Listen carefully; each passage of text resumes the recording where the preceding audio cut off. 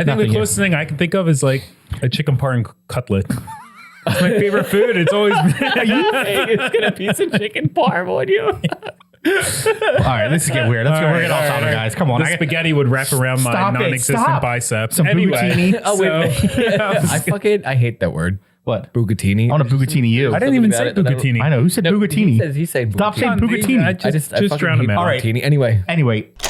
Restaurant Punk, what's up? Restaurant Punk! What's up? Oh, that was legit. Guys. Whoa! Damn, I like it. This is like a contemporary That was a Fonzie nice look. aura. That was like fantastic. That was great. We manifested that Restaurant Punk.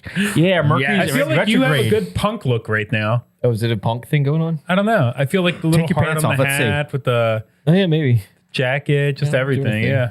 You look like a chef. You look very Restaurant Punky Yeah, too. but like you got a the punk chef chef, going. right? Yeah, you should get. I'll you pay saying, money Brady? for We should get a mohawk. We should get Pete tattoos. How come you don't have any Ooh, tattoos? get a tattoo. Do you have a tattoo? I don't. You should You get know what tattoo. my excuse has been for like 15 years? What? Sorry, somebody was just crawling across the floor and I just started laughing. I said, I don't know if there's one thing that I want on a specific part of me for the rest of my life. Like, I can't think of one thing that just screams forever. Do you have any tattoos? Yeah, I got a tattoo. It's on my back. What is it of? Yeah, it's an American flag and American eagle. Okay, I can understand that. I got this in when I was 18.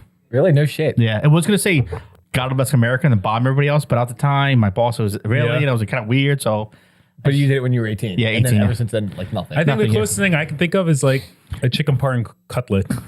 It's my favorite food. It's always been. It's gonna be some chicken parm on you. all right, this is getting weird. Let's go. We're getting off topic, guys. Come on. The spaghetti would wrap around my Stop it, non-existent stop. bicep. Some bucatini. Oh wait. I hate that word. What? Bucatini. I want to bucatini you. I didn't even say bucatini. I know. Who said bucatini? He said Stop bucatini. saying bucatini. I just drown him out. All right. Bucatini. Anyway. Anyway, here we go. Oh, what's up? Landlords. What about them? How do we feel about them? Fuck them. I'm sorry. We are landlords to people. Well, we also rent out our restaurants to other people. We do. Do we allow them to have stays in our restaurants? How much say do they have in our creativity? Do they hold us back? Do they let us go? Do they let us create? It's funny you say that Because it's funny now. I'm sorry if I brought this up because I have you and both have dealt with landlords. Yeah. From the boardwalk and to where you're at now with when we were renting out the beach properties. You know, there was, a few of our landlords. Look, we only rent places that we see a future in, right? And we like long term and this and that. But we've had some really great landlords, and knock on wood, I think they've been good. But a lot of them have in their leases lots of things that you just said, like we want to see your menus, we want to say in this, we want to say on the decor, the colors, da da da da da.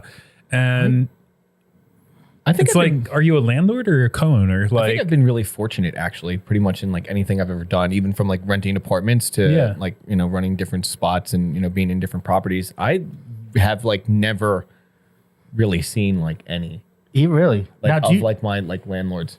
on the boardwalk, do you guys? Well, that location over there, that's actually like our property now. Oh, like shit. That one, yeah. Oh, but I mean, never like, mind. I didn't know that. But my uncle is like a landlord Yeah. to like other people. Yeah. Like up there. So I mean, and even him, like he's pretty like hands off like with the stores. Like as long as you are respectful of the property, like you can pretty much do like whatever you want. Okay. And that's how he's Because like been. from the one landlord I have now that rents out Brine, he's been when I first went there, he was all up in my face, like he wanted to know this, and then we finally start talking and sit back and he's like, all right, you can do what you want, Right. And then you have the landlord over at the beachfront properties and he said nothing, but you just had to pay him on time.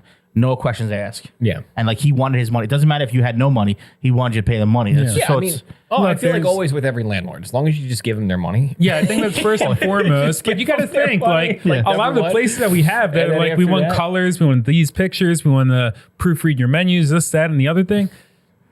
Have they ever checked? Do they even care? Like, I think that's for people that walk in there, first timers that are like, I'm going to do this, that, and they just make the mockery of So No, but everything, and the landlord perfect- can step in and be like, hold up. So perfect example of this. So I was in a property and I painted it complete Well, one of the things in that lease that I did not know about until recently was that you're technically supposed to run the paint colors by the landlord beforehand, but no one said anything.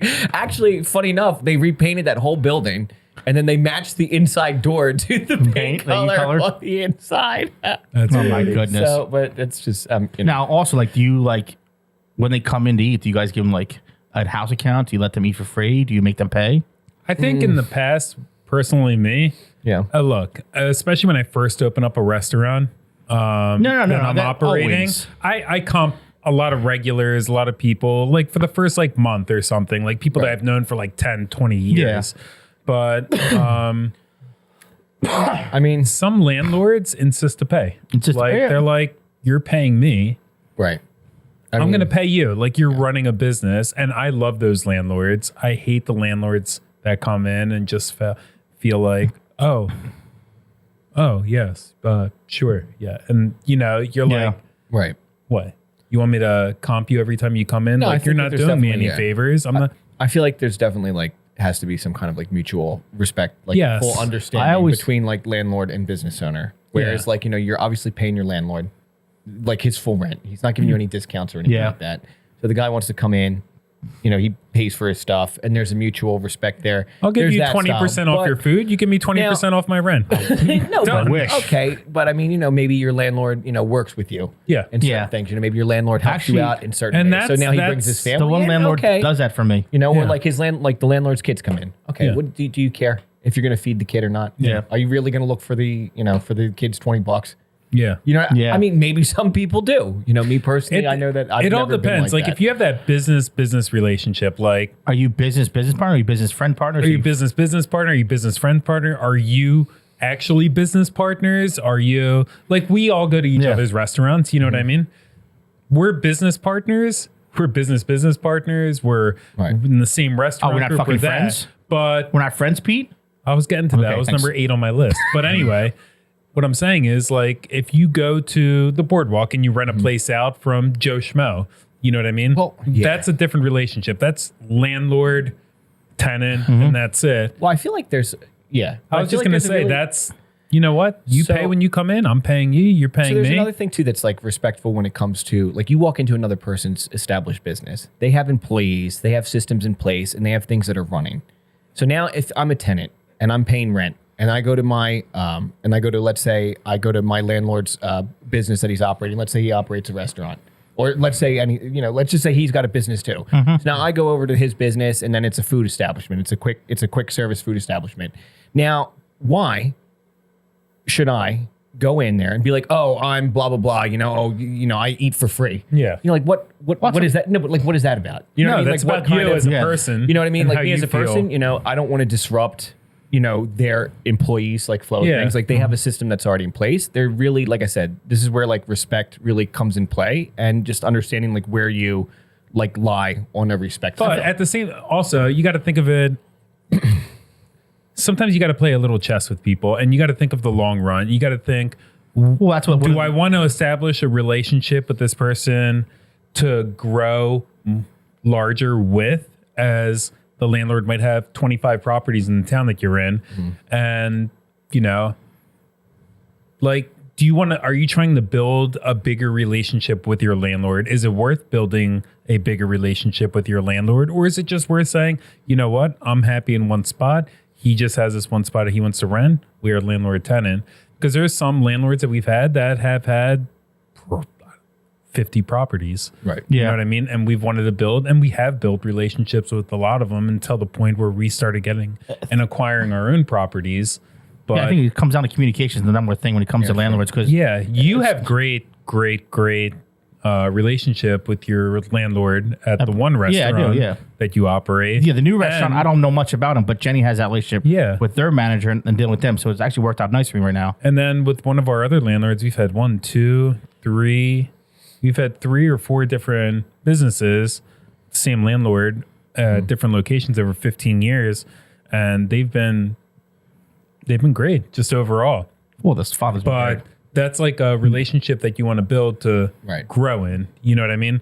Well, that's where it comes down to, because you want to build that relationship so you can extend your leases out, because you don't be stuck in a 3-year or 2-year lease and the landlord sucks. You're wasting your time there. No. You want to be, as we say, you want to be married to that lease, married to them, so you're there for 5, 10, 15 plus years, so you can have a steady income coming forward. But I mean, if you got a good thing going on where you're at, I mean, you obviously want to be, good with your landlord, and if you know that your landlord has other properties or there's other things that are going on, with your landlord, obviously you want to have a good relationship with them. You want to be respectful of the property that you're in. No matter what, who your landlord is, you always want to be respectful of the property. To your property. I'm just kidding. No, but I mean, even like not only in the property, but just even in what you're doing in that property. Yeah. Because you're setting, even though it's not your landlord's building, and that might not even be like his business, let's just say. Yeah. You're still a representative of that property.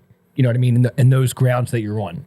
So you should have respect in everything that you do in that property and how you operate and how you run things. You know?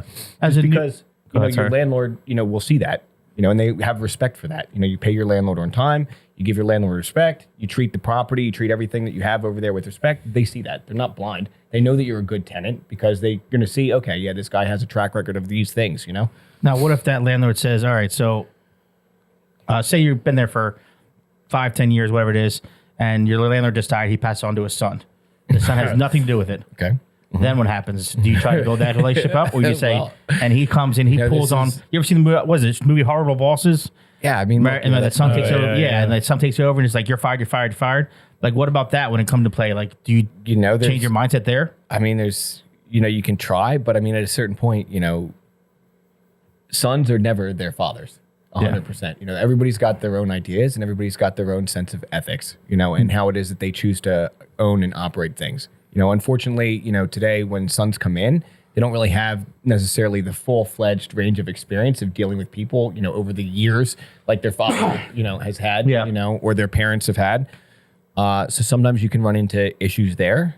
And they might have a new vision for everything. What they want to do. You know what I mean? Like I said, it was a. There's nothing wrong with it. No, it's nothing wrong. That's the way it goes. You're used to dealing with, let's say, pops, right? And then the son is a different take. It's like somebody else becoming the boss of your floor, your business, or your property, or a new president of your company, or whatever. Right. Things change drastically, but when that presence affects your business, not your job, your career, your business, your everything, it's harder to take that. Sure. Because you can't just apply for and start over for another bit, like another job. It's a lot different. It's over. You're going to that, but I don't know. That's cool. See, it's fun. It's fun ideas for them to hear about landlords and how we feel about them and whatnot. So yeah, we like some of them. We don't like some of them. We are taking that. We're becoming those landlord outs too. How are we going to approach our tenants and whatnot? I don't know. We'll bring them onto the show in a couple of years and we'll see what they say about us. And if they say bad things, we kick them out of their properties. That's it. Simple. So we're going to be around for a couple of years? I'm so excited. I guess I'm fucked. I'm pack my bag. We're done. That's it. Deuces. I'm out. Oh, God. Well, we'll do a part 2 in like 2 years from now. I was going to say 3. All right, 2.5 years. Okay, 2.5 Restaurant years. Punk! Out. We're out. I thought we were going to keep going. Where are you going? I don't know. We were on such a good roll, George. You were on to. I'm sorry. I wanted to stay. I did. You fucking asshole. Well, all right, I'll do it with you this time. You ready? Nope, I'm not doing it. 3, 2, Restaurant Punk! Ow! God damn it. It's not forceful. Yeah, it's fine. It's fine. Listen, where's the puppets at? Oh, my God. Sesame Street. Sunny days. What you got? What do you want?